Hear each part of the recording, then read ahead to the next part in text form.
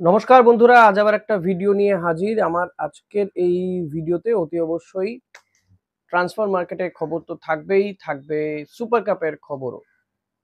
Super cup শুরু হতে আর মাত্র হাতে গোনা কয়েকটা দিন বাকি। আর অতি অবশ্যই তা নিয়ে আলোচনা করব আমার আজকের এই ভিডিওতে। তাই ভিডিওর শুরুতে যেমনটা বলে থাকি প্রত্যেক দিনই, যে ভিডিওটা ভালো লাগলে লাইক, কমেন্ট, শেয়ার করবেন। চ্যানেলে নতুন হলে সাবস্ক্রাইব করে নেবেন। আপনি মেম্বারশিপ নিতে পারেন, জয়েন করতে পারেন জয়েন বাটনে প্রেস করে। তো চলুন শুরু করা যাক আজকের এই ভিডিও। প্রথমে যদি আমরা আসি সুপার কাপের খবরে, তবে সুপার কাপ নিয়ে কি আলোচনা করব বলুন? ট্রান্সফার মার্কেট এত এই ট্রান্সফার মার্কেট নিয়ে আলোচনা হচ্ছে, এত এদিক ওদিক হওয়ার খবর পাওয়া যাচ্ছে বিভিন্ন দলের ক্ষেত্রেই। আমার তো মনে হয় যে সুপার কাপ নিয়ে টিমগুলো খুব বেশি আর সিরিয়াস নয়, তারা অনেক বেশি সিরিয়াস হচ্ছে প্লেয়ারদেরকে তুলতে, আর কি ছিপে তুলতে।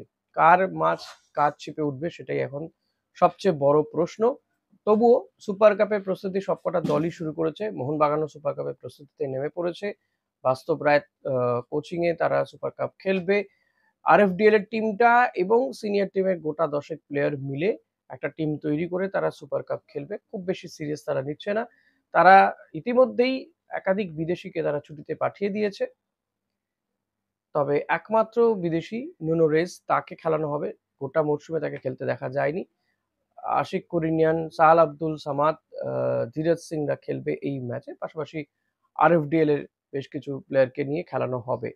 মোহনবাগান এই টিম নামাবে। সুপার কাপে ইস্টবেঙ্গল কিন্তু যথেষ্টই সুপার কাপকে সিরিয়াসলি দেখছে। যে কারণে তারা সুপার কাপকে জেতার ব্যাপারে জেতার জন্যই প্রস্তুতি নিচ্ছে। তবে তাদের শিবিরেও বেশ কিছু খারাপ খবর রয়েছে।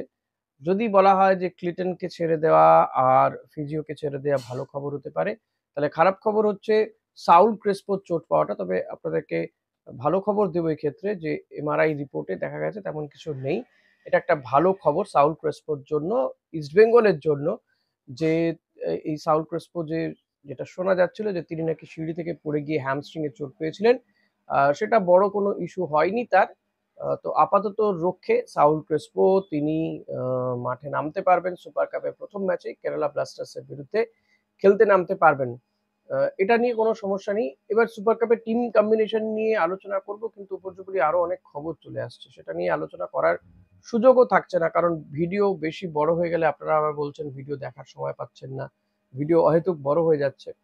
তো সেটা নিয়ে আলোচনা করবো ক্ষণে, যেহেতু আরো একটা দুটো দিন সময় আছে।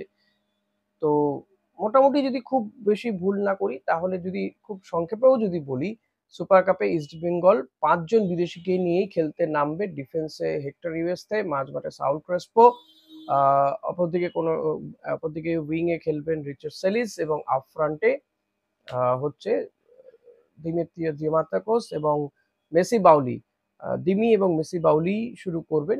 এটা নিয়ে কোনো মানে অনিশ্চয়তা নেই। তবে রিচার্ড সেলিসকে বা সাউল ক্রেসপোকে হয়তো শুরুতে খেলানো হবে না। সাউলকে খেলানো হলেও রিচার্ডসকে হয়তো খেলানো হবে না। সেলিসকে হয়তো কিছুটা পরে নামানো হতে পারে, কারণ যেহেতু ওইদিকে বিষ্ণু খেলেন, বিষ্ণু এবং নাওরে মহেশও রয়েছেন। তো এই মাঝমাঠে কিছুটা উপরে হয়তো নাওরেমকে খেলানো হতে পারে। মাঝমাঠে হয়তো এবং জিকসন শফিকের মধ্যে কেউ একজন খেলবেন, বা সাউল ক্রেসপো তো রয়েছেন। তো এখন শোনা যাচ্ছে যে এই জিকসনও নাকি দল বদল করতে পারে। জিকসনেরও চান্স রয়েছে, তার দিকে অফার রয়েছে মুম্বাই সিটি এফসি। জিকসন যদি চলে যায়, হয়তো ইস্টবেঙ্গলের খুব বেশি প্রবলেম হবে না, কারণ ইস্টবেঙ্গলও মাঝমাঠে প্লেয়ারও খুঁজছে ইতিমধ্যেই। নিখিল প্রভুর দিকে হাত বাড়িয়েছে, নিখিল প্রভুর সাথে কথা হচ্ছে। তবে একই মানের প্লেয়ার হয়ে যাবে সেক্ষেত্রে। যদি জিকসন না যায়, তো তাহলে কিন্তু জিকসন, সৌভিক চক্রবর্তী, নিখিল প্রভু যদি আসে ইস্টবেঙ্গলে, এখন দেখা যাক শেষমেশ কি হয়। অভিষেক টেকচন্দ সিং, তার আসার চান্সেস অনেক বেশি, বহুবারই বলছি। অনেকটা তার সঙ্গে কথাবার্তা এগিয়েছে।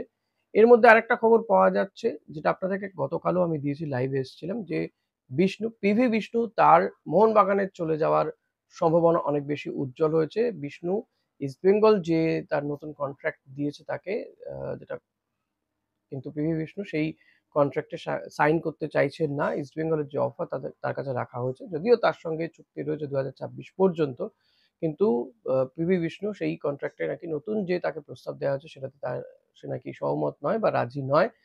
তো পিভি বিষ্ণু মোহনবাগানে তার সঙ্গে কথা হয়েছে মোহনবাগানের সঙ্গে। মোহনবাগানে তিনি হয়তো চলে যেতে পারেন। তবে তার এই চলে যাওয়ার ক্ষেত্রে বাধা হচ্ছে আ চুক্তি। এখন যদি তিনিও আনোয়ার আলীর মতন কিছু না করেন তাহলে তার যাওয়ার চান্সেস কম। এখন সবটাই ডিপেন্ড করছে যে আ শেষ ওই সাইনটা পর্যন্ত। সাইন না হওয়া পর্যন্ত কিছু বলা যাচ্ছে না। তবুও বলব যে বা যারা বলছেন যে যাবেন নাই বা চলে যাবেন, তারা কিন্তু নিজস্ব রিস্কে বলছেন। এখনো পর্যন্ত সেই জায়গাটা বলা যাচ্ছে না। তবে যাওয়ার চান্সেস অনেক বেশি উজ্জ্বল হয়েছে এটুকু আমি বলতে পারি। আমি এটাই বলতে পারি। এর পাশাপাশি ইস্ট বেঙ্গল কেরালা ব্লাস্টার্সের একজন প্লেয়ারের সঙ্গে কথাবার্তা চালাচ্ছে এক বিদেশি নোরা সাদি। নোরা সাদুইর সঙ্গে কথা হচ্ছে। নোরা সাদুই যদি আসে তাহলে কিন্তু এই লেফট উইং এ তাক নোরা সাদুই লেফট উইঙ্গার, তো লেফট উইং এ তাকে খেলানো হবে এবং নোরা নোরা সাদুই যদি আসে তাহলে এই দিমির একটা আ সুবিধে হবে। এক্ষেত্রে দিমি এর আগে আমরা দেখেছি তার একটা ইন্টারভিউতে তিনি এই নোয়াদের সঙ্গে তার একটা বোঝাপড়ার যে কত ভালো সেটা বোঝাতে চেয়েছেন তিনি। মূলত তিনি এলে এই দিমিত্রিয়স দিয়ামান্তাকোসের কিন্তু একটা বড় সুবিধে হবে। তার পাস তিনি যেটা বল চান সেই জায়গায় বল তিনি পাবেন। এখন নোয়া সাদুইকে কেরালা ব্লাস্টার্স রাখবে নাকি ছেড়ে দেবে সেটা তার উপর ডিপেন্ড করছে অনেক কিছু। ইস্ট বেঙ্গলও তার সাথে কথাবার্তা বলেছে বলে শোনা যাচ্ছে। লেটস সি এখন অনেকটা পথ বাকি রয়েছে। আ এর পাশাপাশি আরেকজন প্লেয়ারের সঙ্গেও ইস্ট বেঙ্গল কথা বলছে। চেন্নাইয়ের ফারুক চৌধুরীর সঙ্গে। ফারুক কিন্তু অনেকগুলো পজিশনে খেলতে পারে। আমরা দেখেছি ভারতীয় দলের হয়ে ফারুক চৌধুরীকে ফরওয়ার্ডেও খেলতে দেখা গিয়েছে। ফারুক চৌধুরী দুটো উইংয়েই খেলতে পারে।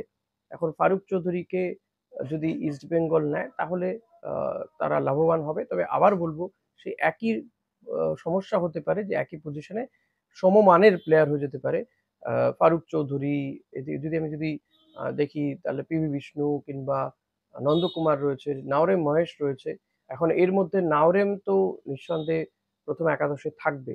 এর বাইরে বিষ্ণুকে হয়তো অন্যদিকে খেলানো হতে পারে। এখন পজিশন চেঞ্জ করে যদি খেলানো হয় তো ডিফারেন্ট ইস্যু।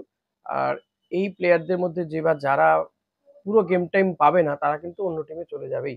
এক্ষেত্রে নন্দকুমারকে হয়তো ইস্টবেঙ্গল ছেড়ে দিলেও দিতে পারে। কারণ নন্দর পারফরম্যান্স যথেষ্ট খারাপ গত সিজনে। খুব একটা আহামরি পারফরম্যান্স করেনি।